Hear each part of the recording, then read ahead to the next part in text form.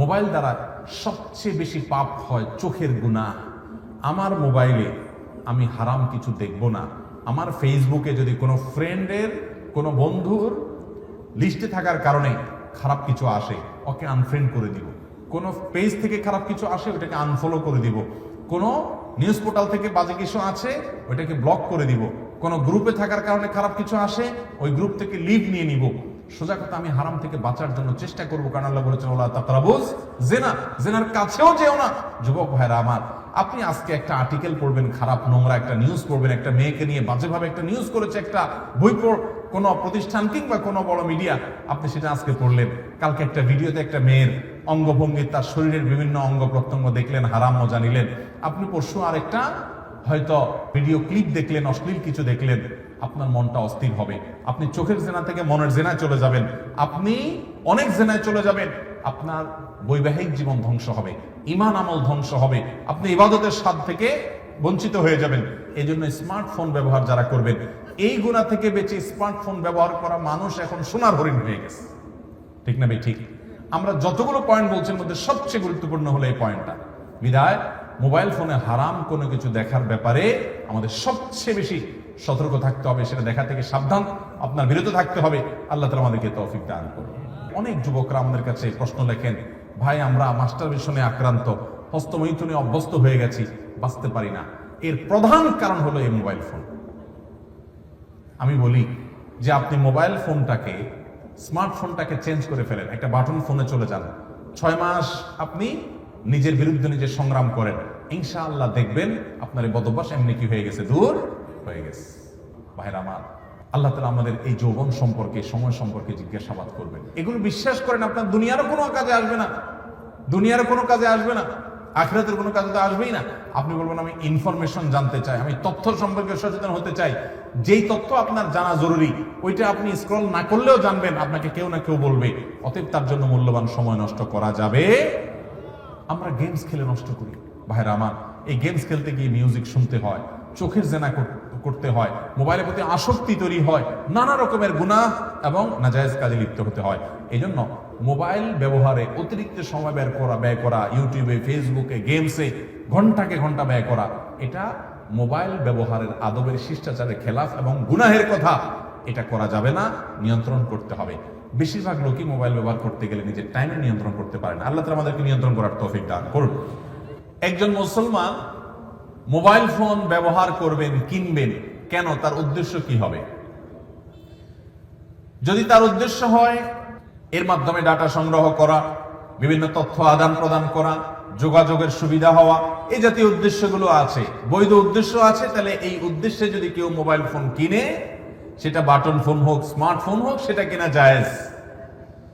আর যদি কেউ ইবাদতের উদ্দেশ্যে এটা কিনে, কারণ ইন্নামাল আমালু বিন্নিয়াত, আপনি উদ্দেশ্য কি উদ্দেশ্য নিয়ে আপনি কিনেছেন সেটাই দেখার বিষয়। উদ্দেশ্য যদি সওয়াব আহরণ করা হয়, উদ্দেশ্য যদি হয় আল্লাহর পথের মাধ্যমে মানুষকে আহ্বান করা, উদ্দেশ্য যদি হয় এর মাধ্যমে নিজে ইলম অর্জন করা, উদ্দেশ্য যদি এখান থেকে কোরআন তেলাওয়াত করা, ভালো ভালো জিনিসগুলো গ্রহণ করা, হারাম থেকে বেঁচে থেকে এভাবে চলবেন, এই উদ্দেশ্য নিয়ে যদি আপনি করেন, তাহলে আপনার এই মোবাইল ফোন কেনাটা শুধু জায়েজ নয়, বরং ইবাদতে পরিগণিত হবে ইনশাআল্লাহ। আর যদি উদ্দেশ্য হয় বাকাওয়াতি করা, অহংকার করা, যে আমার কাছে এই সেট আছে, আমার কাছে অমুক সেট আছে, এটা অন্য কারোর কাছে নাই, এইরকম অহংকার যদি উদ্দেশ্য থাকে, অহংকার করা যদি উদ্দেশ্য থাকে, যেমন অনেক যুবক ভাইদেরকে দেখবেন এমন ডিভাইস, এমন মোবাইল ফোন কিনছেন উনি, যে এটা হয়তো আশেপাশে কারোর কাছে নাই, মাত্র বের হয়েছে, তো এটা কেনার জন্য সে পাগল পড়া থাকে। অনেক প্রবাসী ভাই আছেন, দেশে আসার সময় এমন সেট কেনার চেষ্টা করেন যে এটা এলাকাতে আর কেউ নাই। উদ্দেশ্য যদি এরকম থাকে যে এটা নিয়ে যখন যাব সবাই বলবে দেখি দেখি, আরে এই সেট তো আগে দেখি নাই, ও তাই নাকি নতুন আসছে, তাহলে নিজের একটা ভাবসাব জাহির হবে, নিজেরকে একটু কিছু কি হনুরে মনে হবে। এরকম অন্য সবার থেকে নিজেকে পৃথক করার জন্য, আলাদা করার জন্য, বিশেষ ব্যক্তি এটা প্রমাণ করবার জন্য, অহংকার করার জন্য, দেখাবার জন্য যদি হয়, তাহলে সেই মোবাইল ফোন কিনলে গুনাহ হবে, নাজায়েজ হবে, এবং এটার কারণে সে আল্লাহর কাছে জবাবদিহিতার মুখোমুখি হতে পারে। কারণ অহংকার করা, গর্ব করা, অন্যদের কাছ থেকে নিজেকে আলাদা করে বিশেষ প্রমাণ করার চেষ্টা করা, এটা মুসলমানের স্বভাব হতে পারে। ভাইরা আমার, তাইলে মোবাইল ফোনের এটার কেনার সময় উদ্দেশ্যের উপরে ভিত্তি করে 3 ধরনের বিধান চলে আসলো। কখনো এটি কিনা জায়েজ, যখন আপনি বৈধ কাজ করার জন্য ব্যবসা বাণিজ্য, চাকরি বাকরি, পারিবারিক আলাপ সালাপ এগুলো করবেন, যোগাযোগ করবেন, ডাটা আদান প্রদান করবেন, আপনার নিছক জায়েজ এবং বৈধ উদ্দেশ্য আছে, তাহলে এটা কিনা আপনার জন্য জায়েজ, সওয়াবও নাই গুনাহও নাই। আর যদি এটা কিনে আপনি কোনো নেক কাজ করবেন সে উদ্দেশ্য থাকে, এটা দিয়ে কোনো ইবাদত বন্দেগী ভালো কাজ করবেন এই উদ্দেশ্য থাকে, তাহলে এটা কেনাটা জায়েজ। শুধু না, এটা কেনাটা সওয়াবের কারণও হতে পারে। আর এটা কিনে আপনি হারাম কাজ করবেন, এটা দিয়ে হারাম ফিল্ম দেখবেন, হারাম জিনিস দেখবেন, নেটে আজেবাজে বিভিন্ন জিনিস দেখবেন, এবং বিভিন্ন রকমের মেয়েদের ছবি ছেলেরা দেখবেন, মিউজিক সহ গান শুনবেন, বিভিন্ন নায়িকা গায়িকাদেরকে দেখবেন, এবং বিভিন্ন অপকর্ম করা যায় সেগুলো করবেন।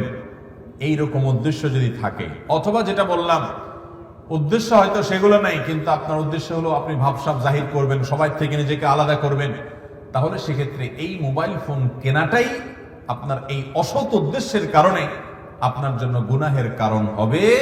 আল্লাহ আমাদেরকে বেঁচে থাকার তৌফিক দান করুন। লিবাসুস শোহরা, নবী করিম সাল্লাল্লাহু আলাইহি ওয়াসাল্লাম এটি পড়তে নিষেধ করেছেন। লিবাসুস শোহরা কাকে বলা হয়? যেই পোশাক মানুষ কেনেই এই উদ্দেশ্যে যে সবার থেকে আমি আলাদা কিছু হয়ে যাব। আমাদের দেশে এক সময় পাখির ড্রেসের কথা খুব বেশি শোনা যেত। ঈদের সময় মেয়েরা বাবা মার কাছে বায়না ধরত যে আমাকে পাখির ড্রেস কিনে দিতে হবে। পাখির ড্রেস যদি কোনো বাবা মা কিনে দিতে না পারতেন, তাহলে অনেক মেয়ে আত্মহত্যার পথেও চলে গেছে, এমন ঘটনাও পেপার পত্রিকায় আসছে। ঠিক না বেঠিক? পাখির ড্রেসের প্রতি এত টান, এর কারণ কি? এর কারণের ভিতরে একটা কারণ এটাও যে এটা কেউ কেউ পড়ছে, সবার নাই, তো আমার যদি থাকে তো একটা অহংকার হবে যে আমার কাছে এটা আছে পাখির ড্রেস। এরকম যে কোনো পোশাক যদি কেউ এই উদ্দেশ্যে কিনে বা পরে যে সবাই থেকে আমি নিজেকে আলাদা করে ফেলবো, এটার মাধ্যমে আমি বিশেষ কিছু হওয়ার চেষ্টা করব, প্রসিদ্ধ হওয়ার চেষ্টা করবো, সবাই আমার দিক তাকিয়ে থাকবে, আল্লাহ মাফ করুক, এই উদ্দেশ্যে যদি সে কোনো পোশাক কিনে, নবী করিম সাল্লাল্লাহু আলাইহি ওয়াসাল্লাম এটাকে লিবাসুস শোহরা বলেছেন, যে এটা দিয়ে সে নিজেকে আলাদা করলো, প্রসিদ্ধ করার চেষ্টা করছে, বিশেষ করার চেষ্টা করছে, তাহলে এটি কেনা, এটি পরিধান করা গুনাহের কথা। ঠিক একইভাবে মোবাইল ফোনের বিষয়, আল্লাহ তাআলা এই মোবাইল ফোন কেনা এবং ব্যবহার করার ক্ষেত্রে আমাদের উদ্দেশ্যটাকে, নিয়তটাকে খালিস করার তৌফিক দান করুন।